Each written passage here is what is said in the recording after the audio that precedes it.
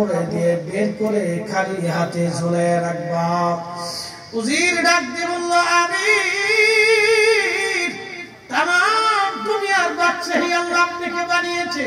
পৃথিবীর মাশরিকে আর মাগরিবে সূর্য উদয় এবং অস্তে যেখানে যাইতো সেখানে আল্লাহ আপনাকে ভ্রমণ করিয়েছে।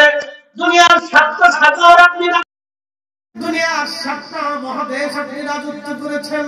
আল্লাহ বিশাল বড় রাজত্ব আপনাকে দিয়েছিলেন, কিন্তু কেন দুটো ওসিয়ত করে গেলেন বুঝলাম না। তখন হযরতে বাদশা যুলকারনাইন ডাক দিয়ে বলল, আমার উজির শুনে রাখো, আমি তামাম দুনিয়া বিজয় করেছিলাম, কিন্তু আমি কবরে যাওয়ার সময় খালি হাতে কবরে চলে যাচ্ছি। এটাও যেন দুনিয়ার মানুষ দেখে আমার কাছ থেকে শিখে নেয়। দুই নাম্বার, সমস্ত সোনা দানাগুলি আমার জানাজার মানুষের পায়ের নিচে বিছাইবা। এজন্যই বিছাইবা যেই সোনা দানা আমার রাত দরবারে জমা হয়ে গেল, সেই সোনা দানা আমার হায়াত বাঁচাইতে পারলো না, দুনিয়াতে আমাকে রাখতে পারলো না। এই সোনা দানা আমার জীবনে তুচ্ছ হয়ে গেল, এই জন্য পায়ের নিচে বিছাই দেবা, যাতে মানুষ বুঝে এই দুনিয়া বড় ক্ষণস্থায়ী। এই দুনিয়ার সম্পদের পিছনে দৌড়াইয়া মানুষের কোনো লাভ নাই, মানুষের কোনো ফায়দা নাই। মানুষ যাতে বুঝতে পারে এই দুনিয়া কিছুই না, দুনিয়া একটা ধোঁকা, দুনিয়া একটা ধোঁকা, দুনিয়া একটা ধোঁকা, যেন মানুষ বুঝতে পারে।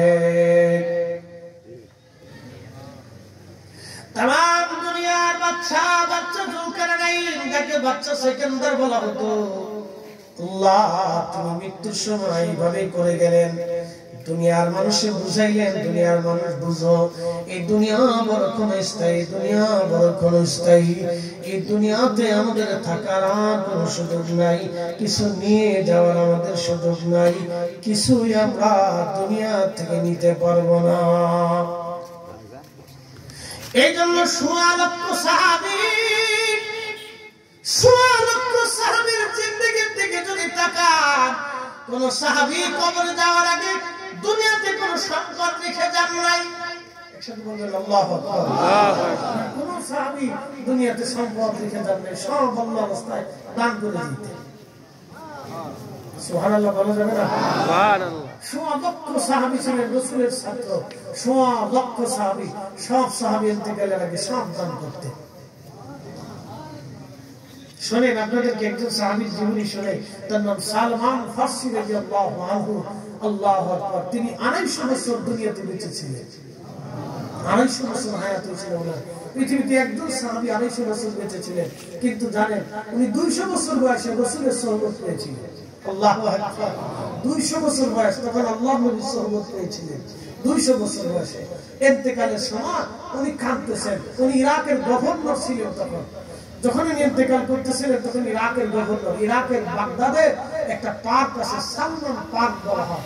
এই সালমান পার্কে সালমান ফারসি রাদিয়াল্লাহু আনহু মাজার, ওনার ডান পাশে হযরত হুযায়ফা রাদিয়াল্লাহু আনহু মাজার, তার বাম পাশে হযরত আব্দুল্লাহ আনসারী রাদিয়াল্লাহু আনহু মাজার, ইরাকের বাগদাদে।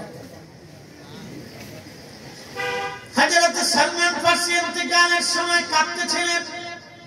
লোকেরা জিজ্ঞেস করলো, হুজুর, নবীজির প্রিয় সাহাবী, বয়স্ক সাহাবী, আপনি এত লম্বা আপনি হায়াত পেলেন, নবীজি আপনাকে আদর করলেন, আপনি এইভাবে বসে বসে কান্না করেন কেন?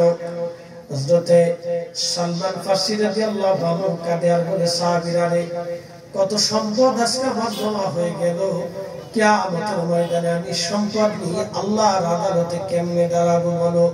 বলে, হুজুর কি জমা হয়েছে ভালো করে বলেন।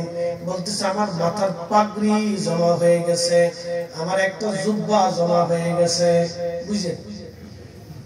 আমার একটা পাগড়ি জমা হয়েছে, একটা জুব্বা জমা হয়েছে। জুব্বার উপরে যে আবা পরে, আবা ওয়াজ করার সময় খতিব সাহেব বয়ান করার সময়, নামাজ পড়ার সময় একটা আবা পরে, এটা আরবের জাতীয় পোশাক বলা হয় আবা। এই আবা জমা হয়ে গেছে। আর একটা আবা কাঠের লাঠি জমা হয়ে গেছে। আর একটা কাঠের পানির পেয়ালা আমার জমা হয়ে গেছে। 6 নম্বর আমার একটা কাঠের বাসন আছে, এই কাঠের বাসনটা আমার জমা হয়ে গেছে। বলো এই সম্পদ রাইখে যদি দুনিয়াতে যাই, আল্লাহর দরবারে আমি কি জবাব দিব? আমি আমার রাসূলের সামনে কোন চেহারা নিয়ে কিয়ামতের ময়দানে দাঁড়াবো? বলো, বুঝেন তো? তিনি গভর্নর, মাসে 6000 দিরহাম বেতন পেতেন, 6000 টাকা।